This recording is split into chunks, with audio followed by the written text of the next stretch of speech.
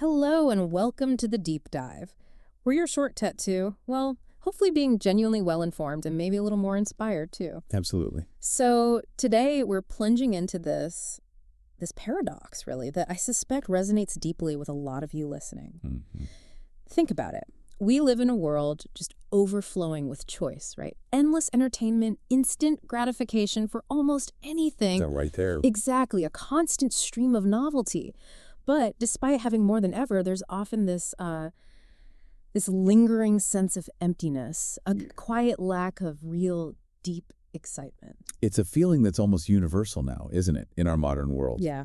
If you think back maybe to your own childhood, do you remember that just singular, almost explosive joy, like from a simple piece of candy? Oh, totally. Or see your name perfectly written on a birthday balloon. That feeling, for a moment, like you were the absolute center of the universe. Oh, absolutely. I vividly recall that small paper plate.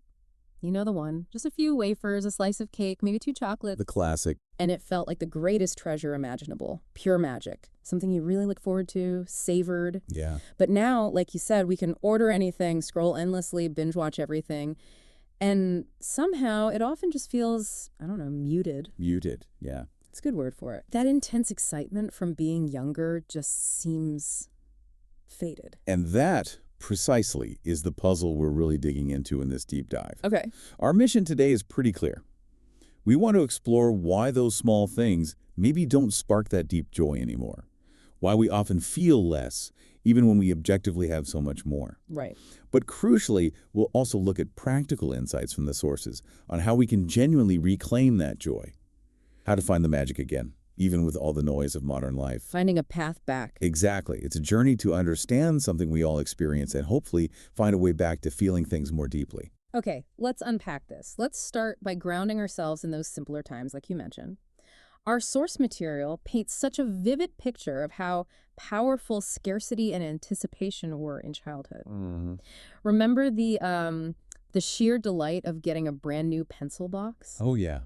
The smell? Yes, that crisp smell, the perfect pencils, the clean erasure, or even just hearing the school bell ring at the end of class. That wave of relief and happiness, freedom. Those moments felt huge, didn't they? Often way bigger than the actual event itself. Totally disproportionate. Indeed. And it wasn't just about the thing. It was the context. Think about finding, like, a forgotten crumpled note or a few coins in an old school bag. Finding money was the best. It felt like hitting the jackpot, right? A little unexpected bonus that made your day. Definitely. Or even small stuff, like getting to sit in the front seat of the car for once. Yes, a big deal. Or finally mastering how to spin a top. These weren't just small moments. They felt like actual treasures. They filled up your internal happiness vault. And this really snaps into focus with birthdays, doesn't it? Like you said, it wasn't about massive, expensive gifts. Not usually, no. It was about feeling like the main character, the center of attention. Yeah. Even if the feast was just that paper plate with the wafers, cake, and 2 chocolates. It was the feeling special part. The attention, the anticipation leading up to it. That's what really mattered. So what made those feelings so intense? Well, what's fascinating here, and the sources really highlight this, is the crucial role scarcity played. It amplified the joy. Scarcity. Interesting. How so? Think about cartoons back in the day.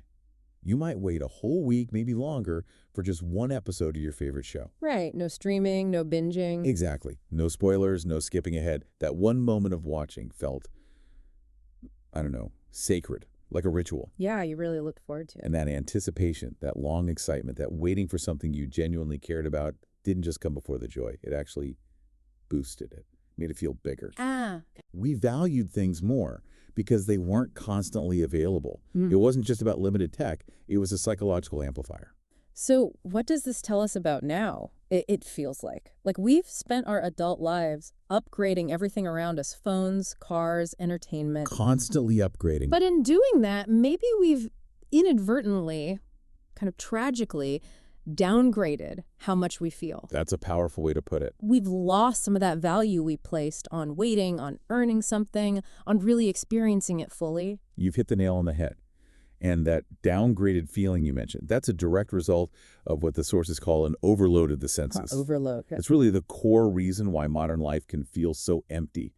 Even when we're surrounded by abundance, we're constantly overstimulating our senses, often without even realizing it. How does that look day to day? Well, the sources detail it perfectly. Yeah. It's this relentless barrage.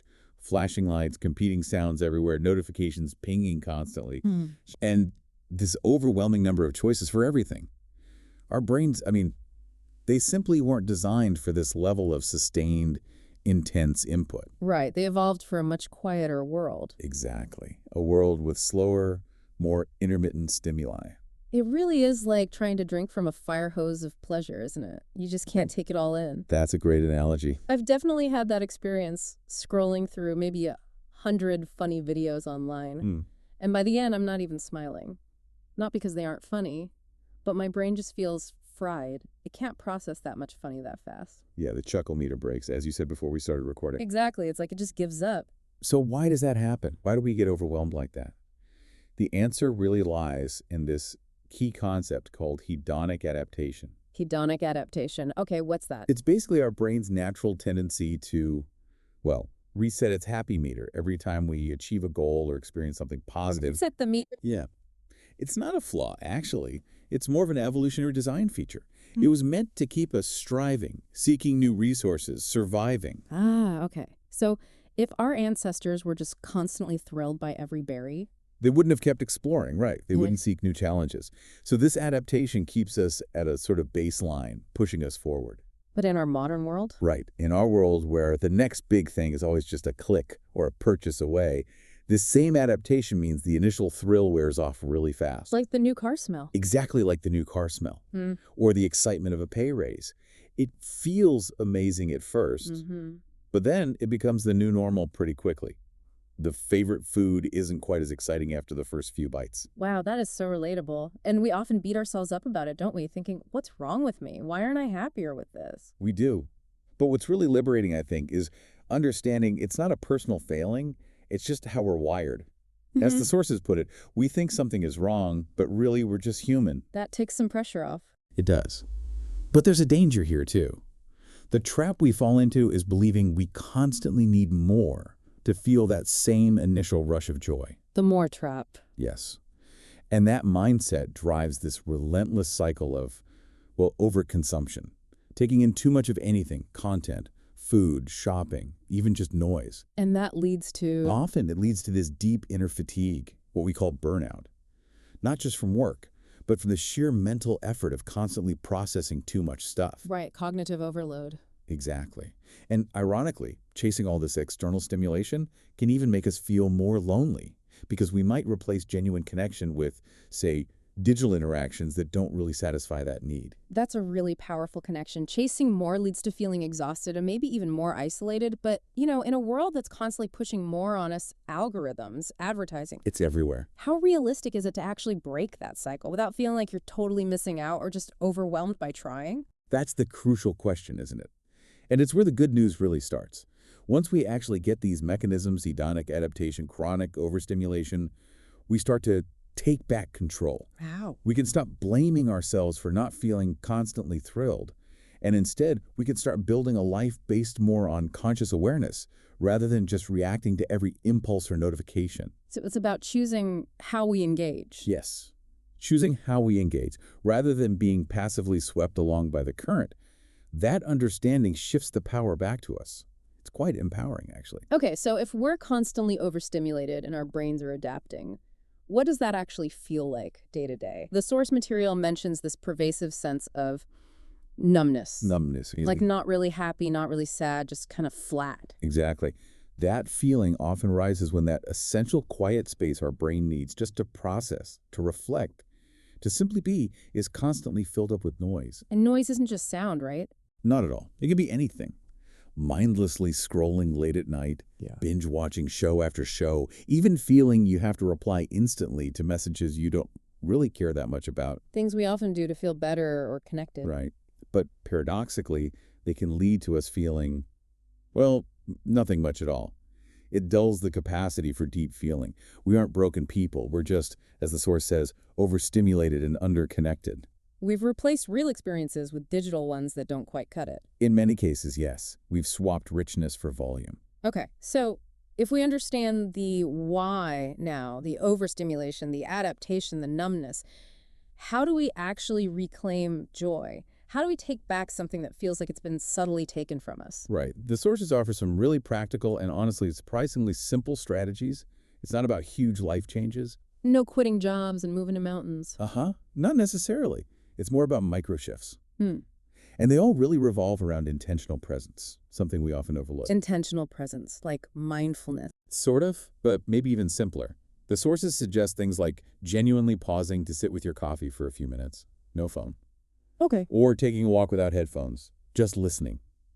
Or really focusing on one task at a time instead of multitasking. Small acts. It's about carving out tiny moments of focus. Precisely. And the sources even suggest this idea of micro-mindfulness. Dedicating just, say, 2 minutes to focus entirely on one sense. 2 minutes, that seems doable. Right. Really savor the taste and texture of a piece of fruit. Or actively tune into the specific sounds around you on that walk. It's not just a break, it's like actively retraining your brain. Retraining it to find richness in the small things again. Exactly. A kind of sensory recalibration to combat that numb feeling. You're building new pathways for appreciation. Sensory recalibration, I like that. It feels active, like you're doing something. It is active. And that first coffee you really taste, or the sunshine you really feel on your skin after being numb. It can feel like a small rebellion, can it? A hint of that joy you thought was gone. Yeah, definitely. So beyond these micro moments, what else helps build this practice? Well, another significant point for the sources is this idea of curated scarcity. Curated scarcity, so bringing back some of that waiting? In a way, yes. If constant availability dulls our senses, then intentionally introducing some limits can actually reignite appreciation. Like how? It could be choosing to only check social media at certain times. Yeah. Or maybe designating one evening a week as completely screen-free. Creating boundaries around the things that overwhelm us. Exactly. Conscious boundaries. Another powerful strategy they mention is intentional boredom. Intentional boredom. That sounds counterintuitive. We're always trying to avoid being bored. I know. But think about it. Instead of immediately reaching for your phone when you have to wait for something, Right. just be. Let your mind wander. Do nothing. Okay. That seemingly unproductive time actually lets your brain decompress, consolidate information. It opens up space for creative thoughts, and sometimes just spontaneous joy can bubble up in that space. So creating space for nothing is actually important. It connects back to our brains not being designed for constant input. Precisely. It's not just about managing what we take in, but also allowing moments of not taking anything in. Right. Letting the system reset a bit. And this leads directly to cultivating deeper sensory awareness in general. The sources guide us to just notice the small, often overlooked details. Right. It's not about finding deep meaning in every little thing, but simply acknowledging it. The warmth of the sun on your skin, the specific sound of laughter nearby, even just the rhythm of your own breath. Anchors to the present moment. Exactly. Anchors. And the sources say the magic returns not because life changed, but because you finally showed up for it. That's powerful. You finally showed up for it. It's a psychological truth, really. Yeah. Our perception shapes our reality. When you pay attention differently, your experience changes. So if feeling numb is like being stuck in this constant dull hum, these acts of presence, scarcity, awareness, they're like tuning into a clearer signal, a quieter or more beautiful melody. That's a beautiful way to put it, yes. And it is a journey, not a switch you flip overnight. And crucially, it doesn't require that complete life overhaul we talked about. Absolutely not. That's a key takeaway. You don't need to quit your job or escape to the mountains. The deep dive is clear. Small moments are enough. Small moments are enough. It's in those quiet, consistent choices, choosing to engage differently, recognizing that when we stop relentlessly chasing more content, more stuff, more validation, we actually create the mental and emotional space needed to feel anything at all. We unlock the potential for real joy in the everyday. The ordinary starts to feel extraordinary again. This has been such an important deep dive, really clarifying. We've gone from understanding why small things lose their sparkle. The overstimulation, the adaptation. Through recognizing those mechanisms and then finding these simple yet really profound ways to reclaim that joy. Through presence, maybe some curated scarcity, better awareness. It really is about shifting our relationship with the world and with ourselves. And realizing we have more agency over our internal experience than we think, even when the outside world feels overwhelming. It feels empowering. It is. So as we close out this deep dive, I want to leave you, our listener, with a thought to maybe carry with you, building on this powerful idea of really showing up for your own life. Yeah. What small, maybe overlooked moment in your day? What could become a genuine treasure if you simply chose to be fully, completely present for it, just for a minute or two?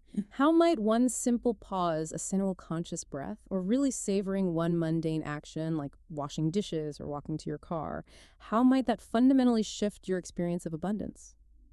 Making you realize, maybe, that you already have what you need to feel truly, deeply joyful. Just consider that subtle shift in perspective, that small choice for presence. It can be an incredibly powerful start to rediscovering a richer, more vibrant life. Until next time, keep exploring, keep questioning, and keep discovering that deep, quiet joy in those small, luminous moments.